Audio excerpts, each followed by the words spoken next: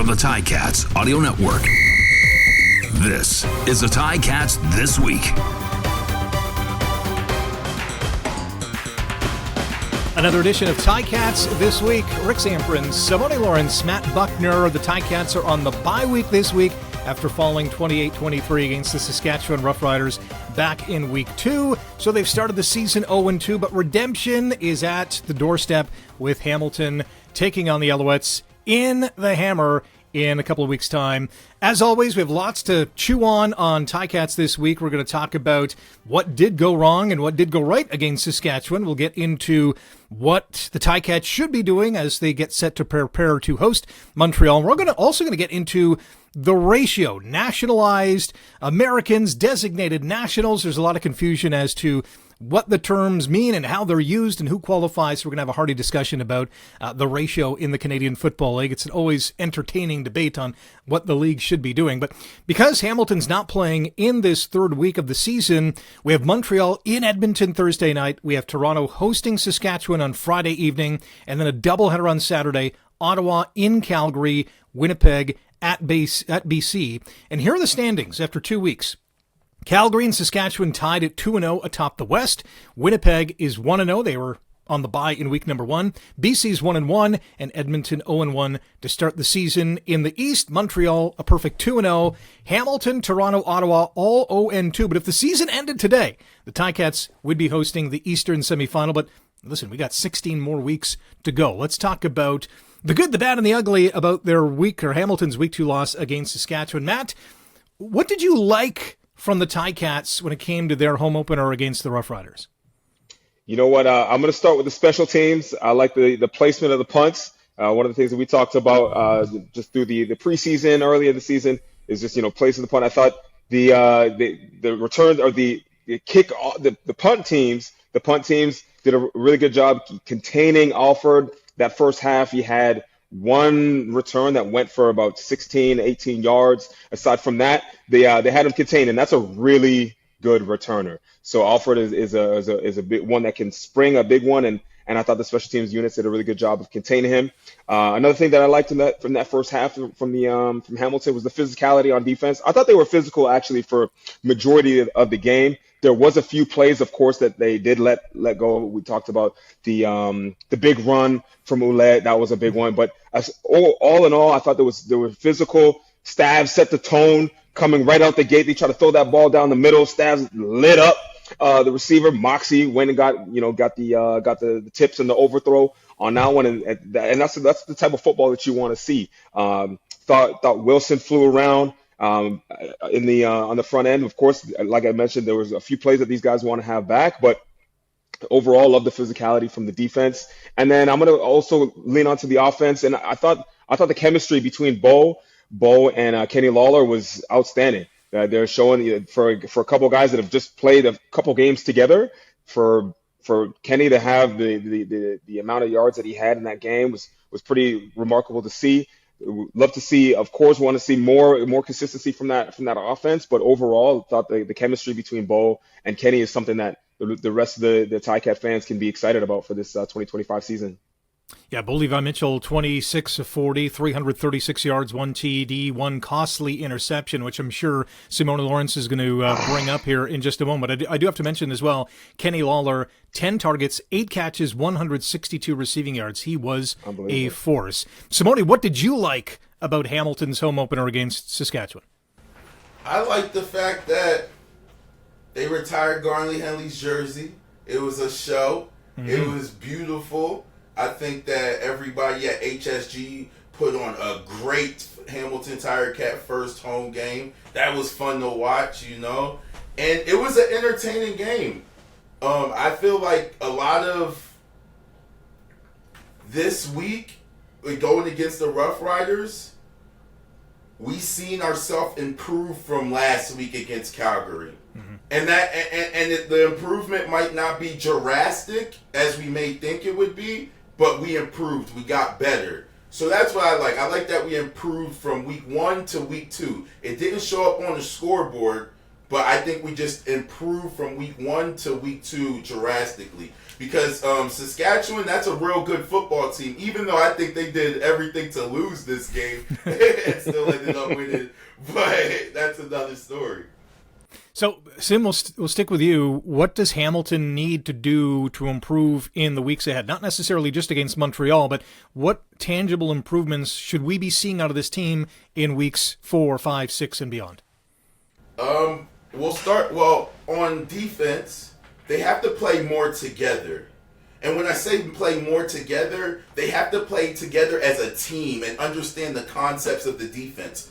Too many times on the defense, there's plays being called, and it's not looking like everybody's playing the same call with the same kind of urgency. I'll give you a couple examples, Matt and Rick.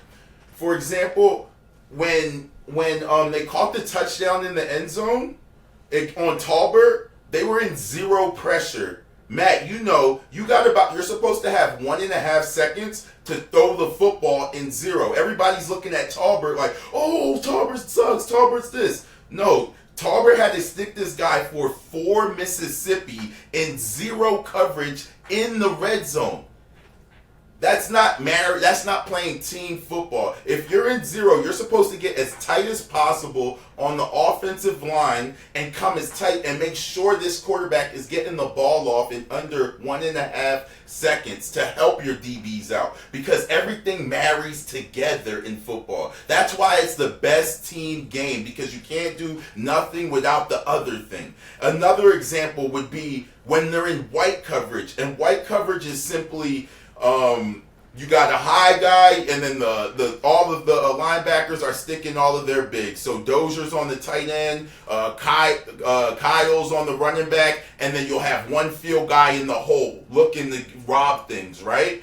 And the thing that we kept saying, the seam play, was the RPO game when they faked it to the running back, and how many times did we see them come in on the slant and catch it, come in on the slant and catch it? On that play, when we are in white coverage, if the guys stay in and block, meaning the tight end, the tight end and the running back stay in the block, we have to go and blitz and engage them so they quarterback can feel some kind of pressure, and then the single guy, the whole player we call it, has to buzz out. So if I'm the will linebacker and I see the back to my side, I'm looking over and saying, I have your inside, don't worry. I have your inside, don't worry. So I'm going to put the stress on me to make sure I can play run, and then if it's not, bounce back out there and help him in a window, because I don't want this guy sticking 50 different moves against a professional wide receiver. So we have to get better in, even on the zone, and then the week before it was the zone blitz. It's like, we got to get there with urgency. So maybe like when you see the number 2 receiver and you're buzzing to him, you go and get him right away. There's not a zone up. You go and get him right away because you want the pressure to be able to get there. And if you stop and play zone, as soon as you stop, that's when the ball comes out right away. And then on offense, we just got to be more efficient. We're big plays. It was an exciting game. I loved watching Bo throw the football to Kenny Lawler. I love the fact that every time we got the ball to Bell, he almost got a first down with over a 9-point-something average running the football. I loved all of that, but we have to play more consistent and more, like, the story doesn't always get told in the yardage, right? So we need to be more efficient. And when I say that, when you're throwing the football, you kind of want to always be over 70% throwing the football. Like if you look at the Trevor Harris versus Bo Levi comparison this game, like Trevor Harris was more efficient. He threw for about 70%, and Bo was well under 70%. And that's going to hurt you at the end of the game too, as well too. And our special teams, I like our special teams. They're playing good football, but that's it. Because all I know is if you told me Brett Lauder was going to miss 3 field goals, I expected 2 of them to go to the house, boys.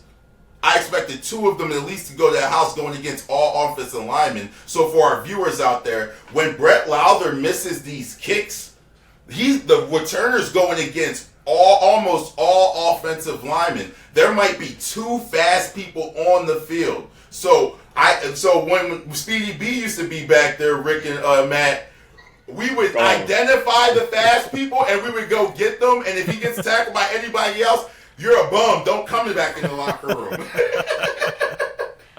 But yeah, those are just some of the main things I think that if we cleaned up, and it's all cleanable things to do, that we're going to elevate to levels that nobody even seen before. Well, we know football, whether it's the CFL or the NFL, you name the league, it's a copycat sport. So Montreal is going to be in Edmonton on Thursday night. You know that the Alouettes are going to be scouting what the Ticats are trying to do offensively and defensively. When they look at Hamilton's defense, Matt, we'll start with you on this one. Do you envision Davis Alexander and Jason Moss concocting a game plan to take advantage of what Saskatchewan took advantage of? Like you said, it's week to week, and so they will look at certain elements of that SAS game, and they might say we might get a beat if we go quick game. They might say our option here is to go quick game. But the thing is, Moss is not he likes to stretch the field. Moss is a guy that likes to stretch the field, and so it's going to be interesting to see what kind of type of game plan they do come out with for that game against Montreal. But my anticipation is they're going to try to stretch the field because they do have some big targets. They like to go deep with Philpott. They like some of the other weapons there too. So that's going to be an interesting one.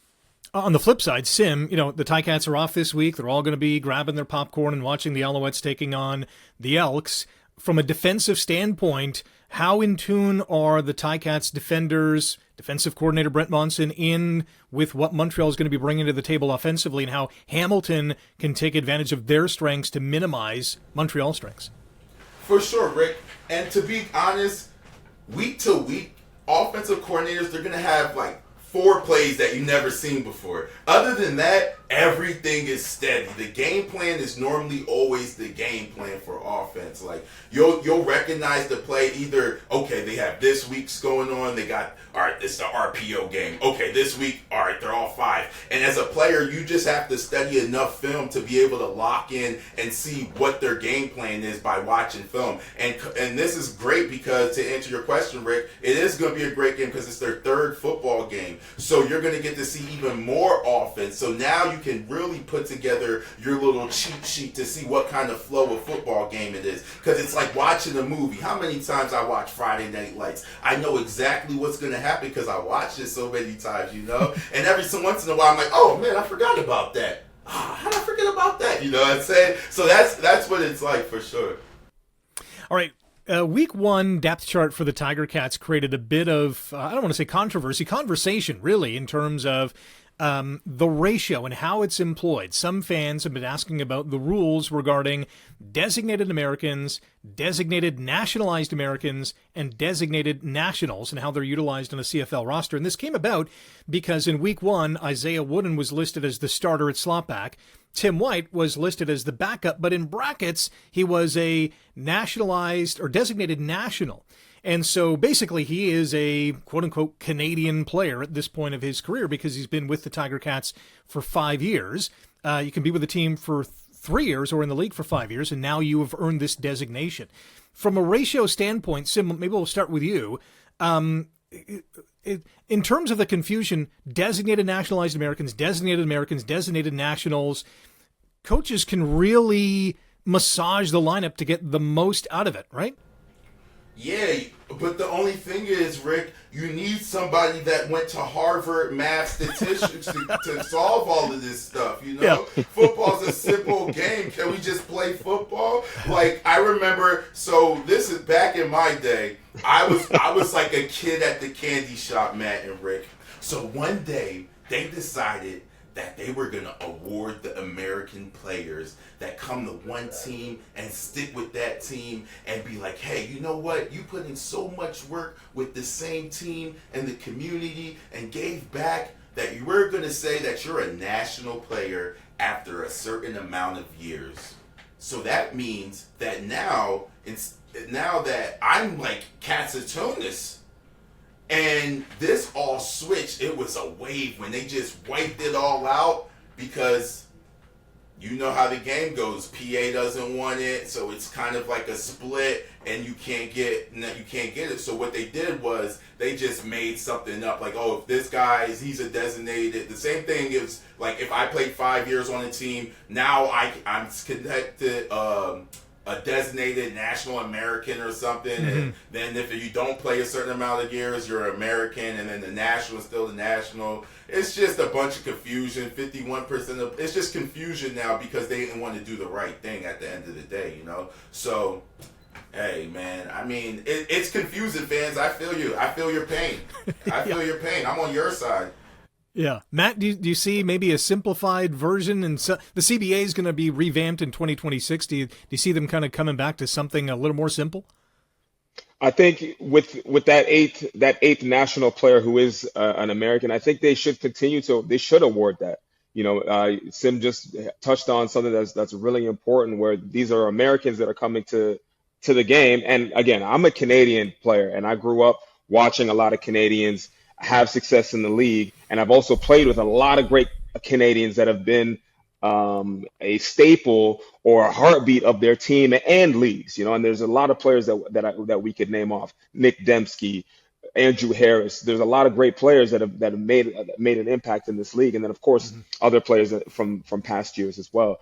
But when you have an American that comes to the league and makes Canada his home, Sim has been here since 2013, right, Sim? Mm-hmm. So he's made Hamilton his home. He's made Canada his home, and I think for players that make that, I think we should award that. And especially he's making big time contributions not only on the team but in the community. Yeah.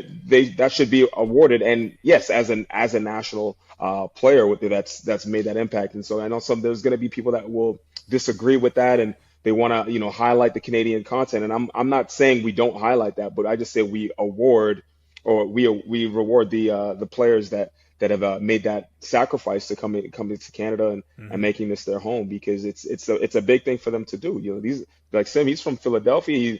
He has his family back there. There's so many things that he's done. He's made contributions in Minnesota. There's a lot of things that he's done. My girlfriend. Like, come on, I don't want to turn this into a therapy session for you. No.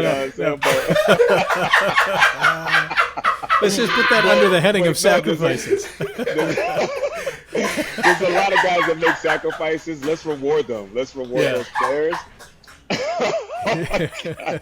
Here. Hey, that's an amazing point. And listen, Sim is one of a long line of American players that have come up to Hamilton. We'll just use the Ticats as an example, from Angelo Mosca, John Barrow, Ellison Kelly, Bernie Custis. I mean, the list goes on and on. Danny McManus, all these guys come here and not only play well and become Hall of Fame players, but give back to the community, go to schools, read to children, go to hospitals, visit kids, uplift people, take part in camps, whatever the case is. And they give up so much of their time, sacrificing their time, but for the betterment of, those who are going to be impacted by, their legacy and their status within not only the team, but the community as well. So yeah, I applaud all the Americans who come up here, and they do give up a lot back home in terms of, they got to convert the dollar. They're earning less in Canada. The tax situation, now they're paying two taxes because they're living here and they have maybe a home back in the United States. So it is a struggle for many. There's no doubt about that. I just wish the CFL would kind of simplify things in terms of, the designations and the words that they use, because if fans are confused, you don't want that as a league, for sure. Yeah, and I'm not even sure a lot of the players even understand, because when you hear it in the locker room, it's just like the coach will come in and be like, "Hey, this linebacker has to get the first play this game hey,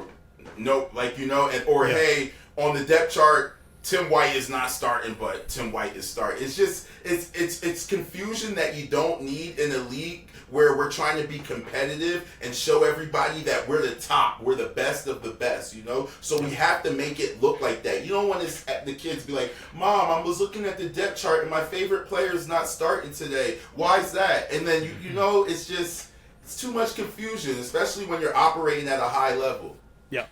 Yeah, another thing they can get rid of too is, sorry to interrupt, Matt, is the snap count, basically, right? So that designated national can only play 25 snaps on offense or defense. Eliminate that, just make them the eighth, national player. And that's exactly what I was just going to add to it. To simplify it, it's, you have your fixed number of nationals. We're not going to take that away. I don't want to see that being taken away, because we also want to give the opportunity to the Canadians that have also worked hard and worked up the ranks, and they've gone to youth, played in youth sport, or played down south, and have contributed to the Canadian game. Let's continue to celebrate those nationals too, but just add an extra one. It doesn't hurt anybody. You have your 7 nationals or 8 nationals, and then you could have that designated national or designated American is the next national. No, I feel you, brother. Right, I told you had to go to Harvard to do this. Now you listen to me. Just make it simple. Give them that extra player, that extra American. You are Canadian now. You've been on the team. You've been with the Ticats for 3 years, or you've been in the CFL for 5 years. You are now a national. You don't go against the ratio. You are a Canadian. Simple. You can play as many snaps as you want. We're not limiting your snaps. Play as many snaps as you want. Easy fix. Here's a little history on the ratio as well. So it first kind of came into effect in 1935. The Winnipeg Pegs, I think, ended up winning the Grey Cup in 1935. They had, I think, 5 imports on their team, which at that time, the Western Rugby Union, as it was called, allowed it. In 1954, which is considered the modern era of Canadian football, that was up to 10 imports.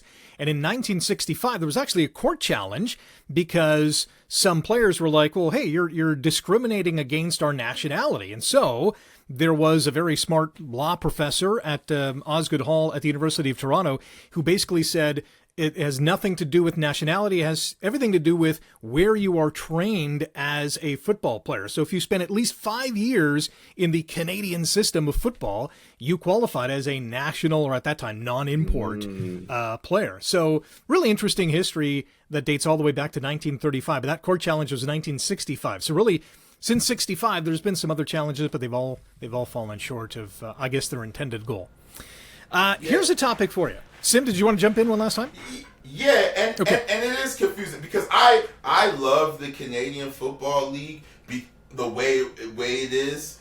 I also love competition too, and that's where like the disconnect is, because that's why you have to get all of the American players on the same page as soon as they come up here, because this is the Canadian Football League. Like I want to see all these good Canadians. You got Oliveira running the football. Like now you got little kids like, oh my gosh, I could be just like that, and that's the truth. You know what I mean? But it doesn't have anything to do with anything of where you're from. You should be able to see a player and be like, I can be better than that. You should be able to watch whatever's going on in the American and say, I can be better than that. We just have to train our minds to not just want to exist, but be the Dembskis of the league, be all the forward of the league that played defensive back last year that was competing. I had as one of my best defensive backs, Teddy Laurent, for so many years.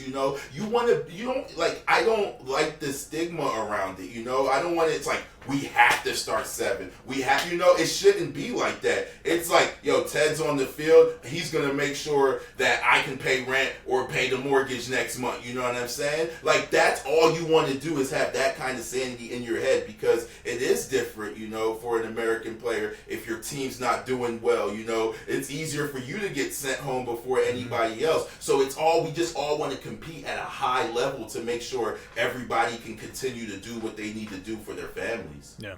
I'll add one last point on the ratio, just from a roster composition standpoint. So, you're a general manager of this league or director of player personnel.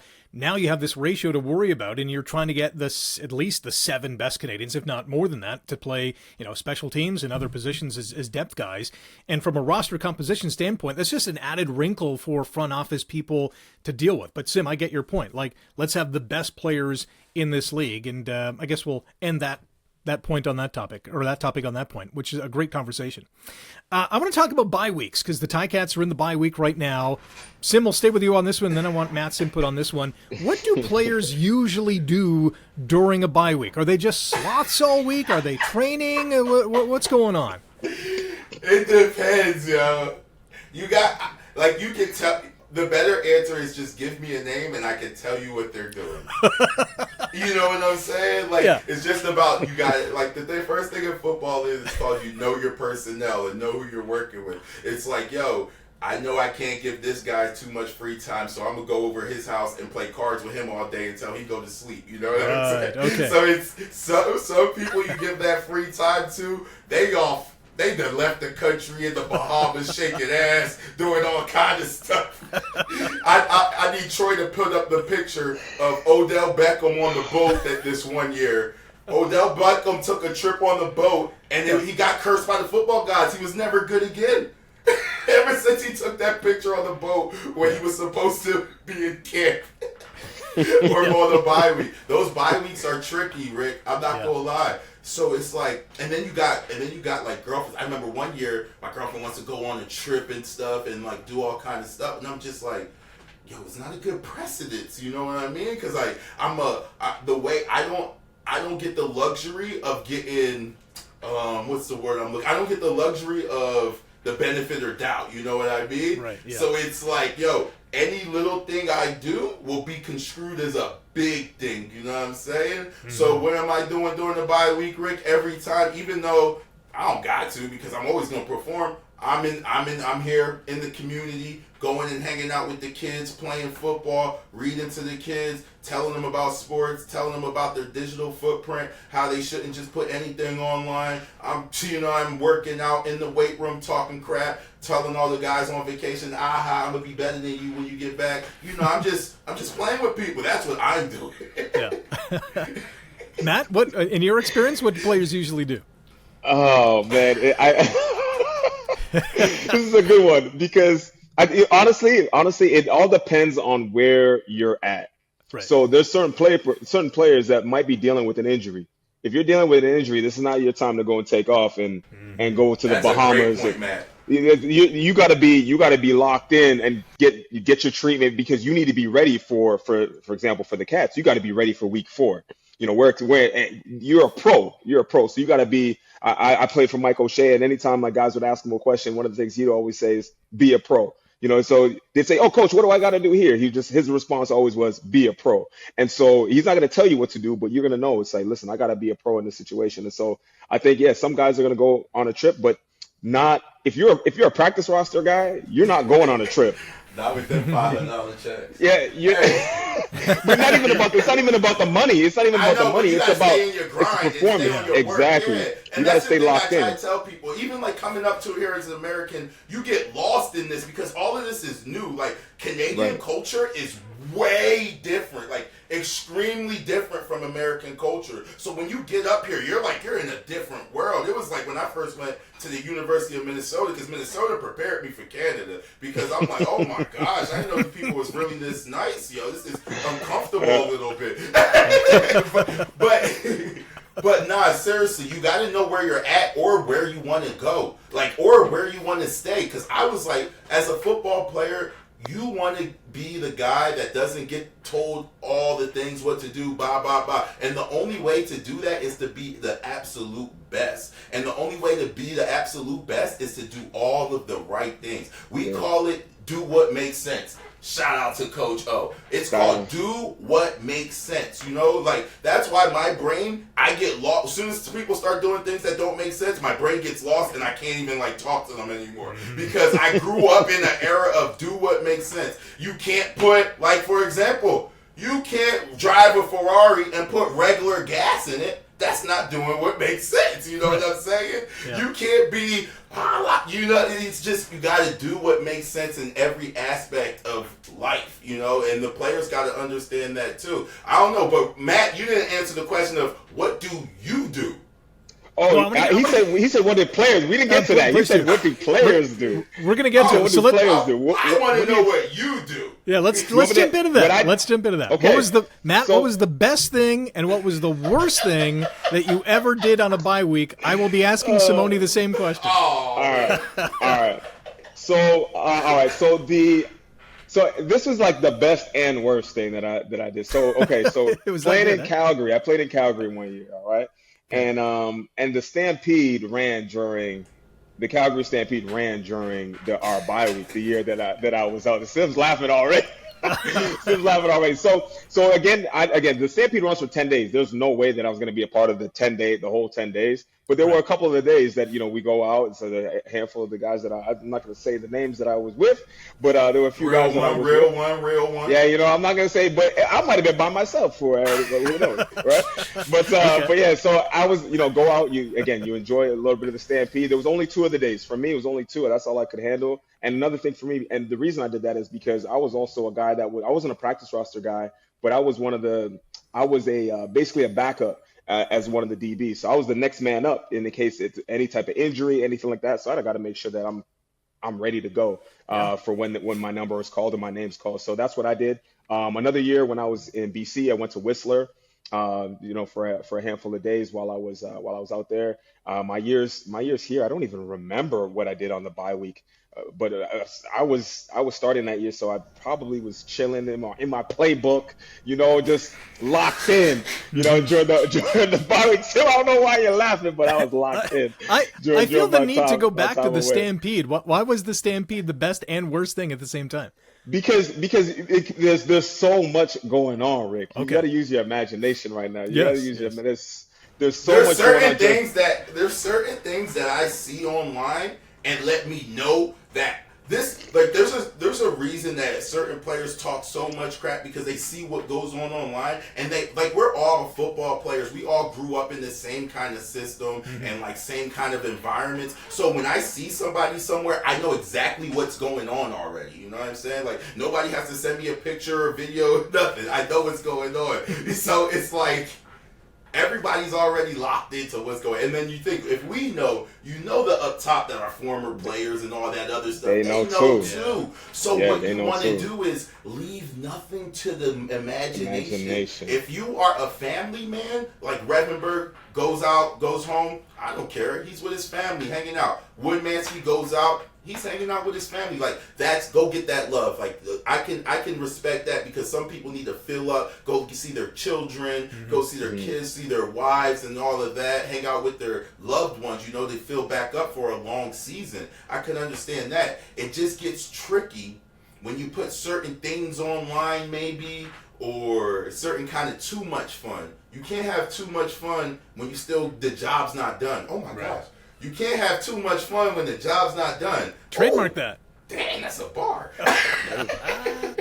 Nah, but seriously, it's the truth. You can't have too much fun if the job's not done because everybody's still watching. Everybody's still watching, and you don't want to miss and tackle and be like, "Oh, that's because he was over there doing this, that, this." You know what I mean? Because it is sports entertainment, and you have the eyes on you, and everything can be a reason why you're not doing what you're supposed to be doing, and it could just be you missed the play. Right. And that's why I said, as going into the bye week, it all depends on where you're at. I'm not saying certain guys just get the green light, but if certain guys do get the green light, man. They do. It's a reality. It's a reality. I don't care where Speedy go, as long as he back in the building and running his routes and returning kicks, I'm good because I know he's a performer. Because Rick and Matt, y'all know that too, though. There's certain guys that can go and do all of that and still be, you know what I mean? Right. Yeah. Of course. Dialed in. So it's true. It's you really just got to understand all of your teammates, right? Because there's certain guys that just follow the crowd too. I've seen a lot of guys get lost in the sauce, Rick and Matt, be like, "Oh my gosh, he doing it? Oh, I'm gonna go hang out with him." Nah, don't do that. Chill out, don't do that. bro. It's stay in your lane, man. Stay on your pace. Stay on your race. And get lost in the sauce like that. So it's just about being a leader. If I'm in a leadership position, so I'm lifting weights. I'm in the, you know what I'm saying? Because I want to set the team to see what it takes. Necessarily, I know I don't got to be doing this. I want to be with Speedy right now. So to that point, what was the best and the worst thing that you did on your bye week, Sim? Well, I think the best thing probably be McMaster Children's Hospital. We got to go up there a bunch of times, during the bye week and stuff, and just hang out with the kids because it centers me so much because I don't know if you guys know, but like when I play football, I'm the complete other way. Like I have no filter. I don't care about nothing. All I'm doing is trying to make sure my brothers and everybody in the business staff and football operations is going to continue to get checks, right? So I'm the complete other way. So when I get into the community and be able to like go to the children's hospital and see kids that are still laughing and still going through so much, it kind of like centers me and puts me in a good space to keep going. So that's probably definitely the best thing. The worst thing, probably when I got hurt and I had to be here just doing therapy and treatment. Because it's like, yo, it's like you got a whole I remember one year I got hurt right when the bye week was, and it was like I had to be here doing this, right? And it's like a timetable, and it's like, dang, yo. So now, all right, I got to get back because I can't miss any games. I got to make sure I'm 100% because I had this whole week, and so like that's like another mind game you have to play with yourself. Like, oh, I got a week to get better. I better be 100%. You know? Yeah. That would have been what, 2022? You're on the 6th game. No, that was 6th game. I'm talking about, it was like 2014. I pulled my calf muscle. Oh, right, okay. I pulled my calf muscle, and I was playing hurt because back in the day, you know, the bosses used to say a 70% Simoni Lawrence is still good enough to play football, and hey, it worked. So that's all you need to hear. So you know that was motivation for me to go out and play. So I did that, and then like when the bye week came, I had to nurse it and take care of it. Yeah. That's pretty cool. Great insight for the fans listening to Ticats this week. One last question, and we're going to look ahead to the Montreal Alouettes next on the schedule for the Tiger Cats. Sim, what is your take on the Alouettes through the first 2 weeks of the season, and what do you expect Hamilton to bring to the table next week? Montreal is like the 2013, 14, 15 Ticats right now.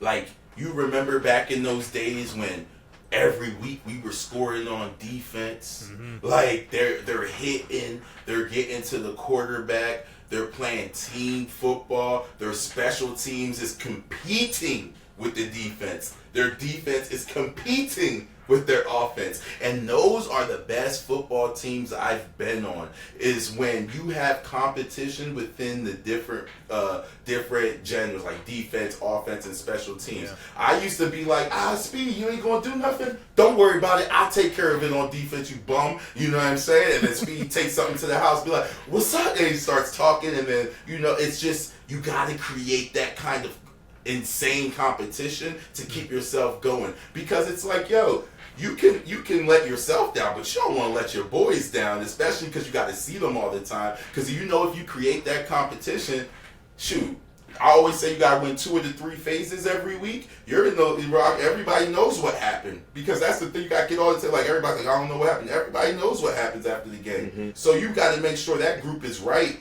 Exactly, you know what I mean? And there can't be no feelings in it, you know, because it's at the end of the day, we're all brothers because we're all getting money together, you know what I'm saying? So it's like everybody's doing what they think is the absolute best thing to do to win games. So yeah. I think that the Montreal's gonna bring a lot of intensity, but this is the team that I want them to see. I think that Thomas Erlington is going to come in here and he's going to ask for the ball about 20 times because he's one of those get-back players. If you guys remember what I said about the get-back players, like you seen Thurman had a sack, Carney was rushing the quarterback. Those are guys that used to play here that are going to play extremely harder and probably like want to like do a little bit in front of the crowd too. So we got to watch and make sure that we are tackling well against Montreal. Our defense has to tackle Erlington, because one thing about Thomas Erlington, he knows he can play football against certain people, because everybody knows what's up. He was here, so he's in his head, he's like, I'm going to have a big game in his head maybe, you know? So you got to neutralize the run game. You got to be able to tackle well. The thing is, it's like we play consistent football so much on defense. It's like we're getting turnovers, but then we just have these laps. We can't have any of those laps against Montreal.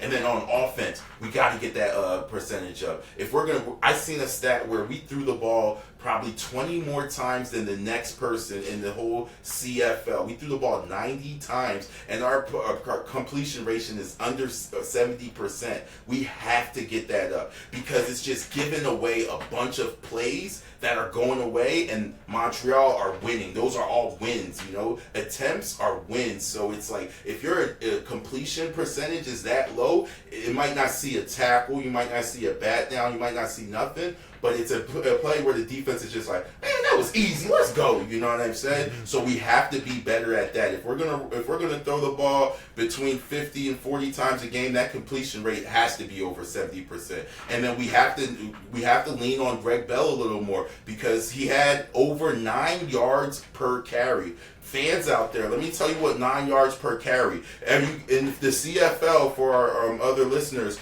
you get three chances to make a first down, but the first down is in 10 yards. This guy, you're saying if you give him the ball, he's getting 9 yards every time he touches the football. That was his average. So it's like you have to lean on it because at the end of the day, if that's his average, when he loses 2 yards, that's not him. His average is who he is. So you have to lean on the running game a little more. And the special teams, we got to make people pay for the mistakes. Like if Montreal misses a kick, Wooden needs to go and take that to the house and get some points. Because the price went up. That's how you raise the bar. You got to keep raising the bar. We want our offense competing with our defense, special teams, and at the end of the day, they're all working together because it's everybody's their best. We're good enough to beat any team in the league, Rick. Everybody has to be their best. We're not at the point where we can have so many mistakes and win football games and think everybody can just come in and just blow the wind. No, we need everybody to play at their best. If everybody's at their best, nobody can beat us. But only our best is good enough. Yeah, that internal competition is massive in terms of wins and losses, and hopefully that gets in gear coming up against Montreal next week. Matt, your impression of Montreal in the first 2 weeks? They're 2-0. They seem to be in championship caliber form. Yeah, this is a team that's clicking on all cylinders right now. They're close to playing very close to perfect football. With Alexander, he's coming out and he's showing a lot. He's playing with a lot of confidence, and he's showing because they had Fajardo, who was another great quarterback, and let him go. And there was a little bit of rumblings like, well, why not? Why not keep Fajardo? Why? Matt, hey. Can I tell you something about that real quick? I'm so sorry to cut you off. No, you're good. I was on one today. You know why Fajardo got released? Well, yes, but go talk to me. So this is just me because I watch football at a different level. I was watching the Montreal game. If you watch Montreal, go back and watch when Montreal lost into the playoffs.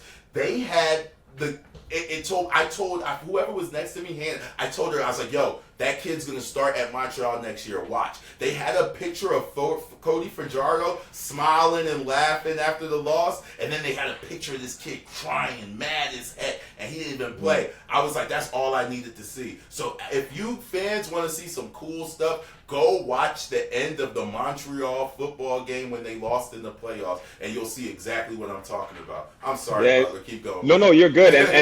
And they talked about what he was doing in practice as well. This Alexander kid, right? And so the man, he's a competitor, and like you talked about, that was one of the things that they talked about was how much of a competitor that he's been in their practices. And so that's what you want from your leader. You don't want a guy that's going to be laughing, joking around after a loss. Like you want a guy that's going to be taking ownership of the team, a guy that's going to just I want to be out here to show not only what I can do, but what that I can lead this group. And so I think they love what they have with Alexander. He's been playing great football, and that defense has been flying around. They have they're one of the top defenses, and with Noel Thorpe, who's also been a respected D coordinator in this league for a very long time. That there's going to be it's going to be a tough matchup for Hamilton. But saying that, Hamilton does match up really well against these guys. They have offensively, they have weapons. Both came out in this game last against Sask and had a high percent. There was one point he was 12-12. Yeah, I know you're talking about the completion percentage, Sim, but he came out 12-12. Of course, that number went down a little bit in that second half. But the game, though, Matt, you can't just say he came out 12-12. That's great. They made adjustments. Yeah, they made adjustments. Sask made adjustments. Football is a game of mistakes, right? So when you're 12-12, now everybody knows that the ratio of football is going to start going the other way, so you have to manage that. You know what I mean? So that's all part of the game too. Like I'm telling you, he's a great quarterback, and he's one of those, but he's never been like a on target all the time. So, but he's one of those guys that can That's why I was so happy when in Calgary, I said Bo played great because he didn't turn the ball over, or you know what I'm saying? That's great football because we have enough weapons to go by and win those kind of games for sure. Yeah.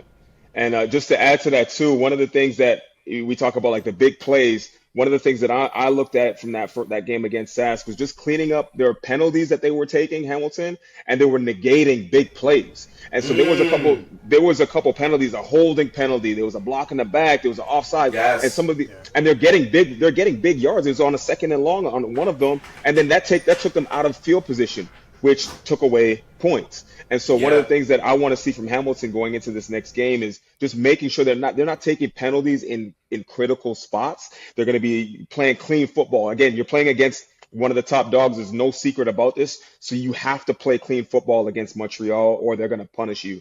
And so those are a couple of things that I want to see from Hamilton moving into this week 4 matchup. Yeah, Matt, that's a great point because I was kind of talking about that on my other show. What's happened about you can't mess up a coach's first drive because when I tell you Coach Milanovic was on fire on that first drive, look, everybody that plays football understands everybody that plays football at a high level understands everybody that offensive coordinator.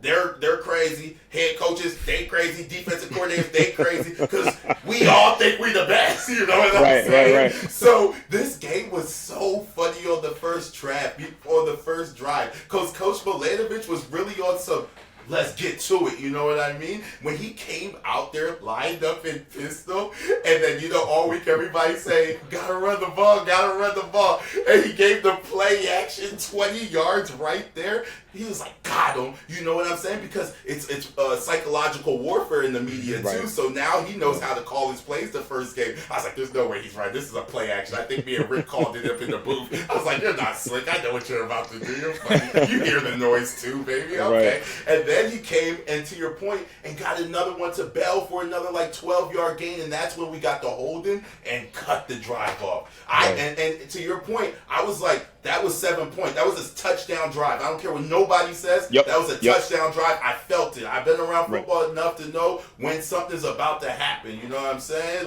You feel it. It's it's kind of in you. It's weird, but you can't explain it. But to your point, Matt, you're absolutely right. We cannot take that first drive away because the first drive of any offense is their absolute best cause. That's why you see as soon as we got the pick, we got right back into motion and got into the end zone. You know what I'm saying? But I said we should have been up 14-0 in my opinion, because I'm like, that first drive was a touchdown, and then we got the pick, we was going to keep rolling, because the thing about momentum is, but it has to be real momentum though, you know what I'm saying?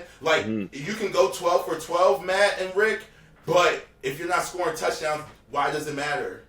Momentum is points on the board. Let's go. That's what momentum is. And that's what Saskatchewan did, right? They get the big touchdown by Ouellette, they get the pick six by Milligan, and now they got all the momentum, and they rode it all the way home to a W. Yeah, 100%.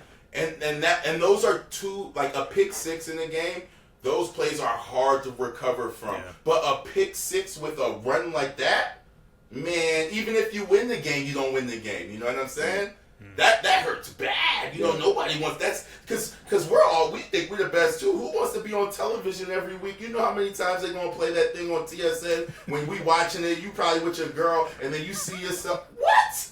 That would have broke my heart. Even if we won, I would have yes, we won, but my heart still wouldn't have been able to sleep at night until I got some get back. So I'm like, I know they can't wait to play Saturday. But Matt, for real. No, you can't have those explosion plays, and I think too that play especially you're talking about with Ouellette, it was just the way he did it too, where he was physical, stiff arm guy. Yes, stuff matters. He's imposing his will a little bit, right? And especially on a defense where we talk about physicality and the type of identity that this defense is going to have, that you don't want to put this type of play on film, because it's rotating right now, and I'll talk about the bye week too. Some were saying this is a good time for them to be in a bye week, and I don't know, because you have that sick feeling in your stomach, and you gotta rock with that from this week to next week as well. And so it's going to be tough for Hamilton. But again, like I said, this is it's early in the season, so the season's not over. There's no need to panic or anything like that. But it's just, hey, you want it. You talk about the get back. They want to play tomorrow. Yeah, these guys, sure.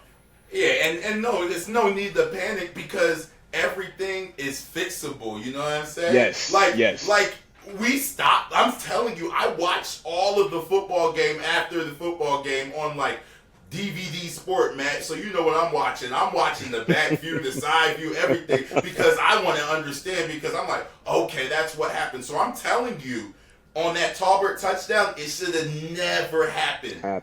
Never happened. On the Talbert, all those quick slants, it should have never happened. I'm just so confused. They have to communicate with each other and understand where your buddies at. You know, we call them in the military academy, we call it our buddies. Our buddies. Where my buddy at? Where's my buddy? Because that's what you always want to know. Is like, all right, so anytime I know I got my mic next to me, I got to know exactly what he's doing, so I know what to cover. And then next to me, I got my boundary half, and I got to be extra nice with my boundary half because he has the hardest job. He has the best receiver running on a waggle, man to man. So what you got to do as a football player is I got to help my buddy out. I know I got to do this, but my job, I can do that in my sleep. So how can I help my buddy out that has the most stressful job? And that's all by just letting him know I'm here. Even if you're not there, just say I'm here so he can be more confident, Rick. And I think that if once we start getting like that, and that just takes time, you know, and you got to be able to check your ego sometimes and be like, you know what? I need you to do this. You need to tell somebody, I need you to be here. I need you to, don't think you have to do everything, because we don't play one-on-one football. We play, there's a lot, it's 12 people on the football field. So know where your buddies are. That's how you make real plays, like know where your buddies are. Hey, Sim, real quick, Sim. You were talking about playing buddy football. One of the things that I thought I was going to see, and I want to hear your perspective on this, because I know like we just understand the defense, but is dropping that D end in that window. They kept going. They kept going with them slants, and then just dropping that D end. You give them that. You give that look, and you drop the D end right in that hole. Again, it's not an interception. It could be a potential interception because we see it. It happens a lot. Actually, Montreal did it, but but want to get your perspective on that. You're absolutely right, because I was saying the same thing, but at the end of the day, it's like who you're playing. Like if I'm a defensive coordinator, I know I'm playing Trevor Harris. So the thing with Trevor Harris is he's an eater. So he sees before he throws because he doesn't want to throw interceptions. So when we dropped them out, it was perfect. We stopped it. We got right to number 2. But what happens is the play breaks down. Now we're asking Julian Houseware to match up with their number 2 receiver in scramble rules, because technically he's the new low player if the pressure doesn't get there right. And to be completely honest, when we send pressure, we have to get there. When we send defensive linemen, we have to get there. We have to be way more aggressive. There was too many times Trevor was, on crucial times. And I know exact play. We dropped Julian out, and there's no way Julian would know that he has to man the number 2 receiver, because that's the only person that can threaten his zone right now. That's extremely high level. The guy rushes the pass rush. I mean, it's not high level, but it's like. You gotta have high IQ. Yeah, high IQ for that. He's not gonna know that. So it's like, but on crunch time, to be fair, on crunch time, you want your best players doing what they're used to doing. Unless it's early in the game and I can steal one because I know they about to do this. Let me put some sauce on them real quick. But that's like a first half thing. Like, all right, you're going to get what you're going to get in the first half. Everything in the second half, everybody see what's going on. You know what I'm saying? Yeah. So you can't just come out the woodwork and say, oh, I'm doing this. They're like, get out of here. I see that already. Bow. You know what I mean? So I think it was like, to the point we were playing white coverage, and like I talked about earlier in the show, and all we need to do is help the linebackers understand that they can't just bounce their feet and just wait for the ball to get thrown. You have to affect the play. You have to be around the play. That's how you make plays, is understanding where the play is going to be made. Like, it's always about how are they going to attack me? And the good players are like, okay, how are they going to attack him? And once you realize how they're going to attack your buddies, it has that's how you can make plays. So, but to answer your question, like, yeah, it's a good idea until the play breaks down and our defensive line wasn't getting enough pressure. I like Kendricks. He had 1 sack. I think it was a good play, but it's just not enough pressure. They're not making noise. You know what I mean, Matt? Yeah. You just need to make noise. And when we get there, finish your food, baby. Ticats hope to make noise. You talked about the get back game. Well, the Tiger Cats are in Saskatchewan in week 11, August 16th. Yes, that's an afternoon game. I'm going. That's an afternoon game. Because it's so safe in Saskatchewan. Every time I go to Saskatchewan, it feels so safe. You know what I mean? Next action for the Tiger Cats. They're hosting the Montreal Alouettes. It's a Friday night in Hamilton, June the 27th. Of course, Tiger Cats pregame with Bubba and Matt will kick off at 6:30. Kickoff to the game itself, 7:30 p.m. on the Ticats Audio Network. Sim, you got your hand raised. You want to end with a note?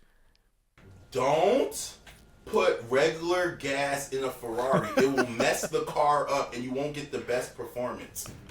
That's our takeaway today. A new episode of Ticats This Week drops next week. Hope to see you then. This has been the Ticats This Week on the Ticats Audio Network. Like, follow, and get a deeper understanding of your Hamilton Tiger Cats.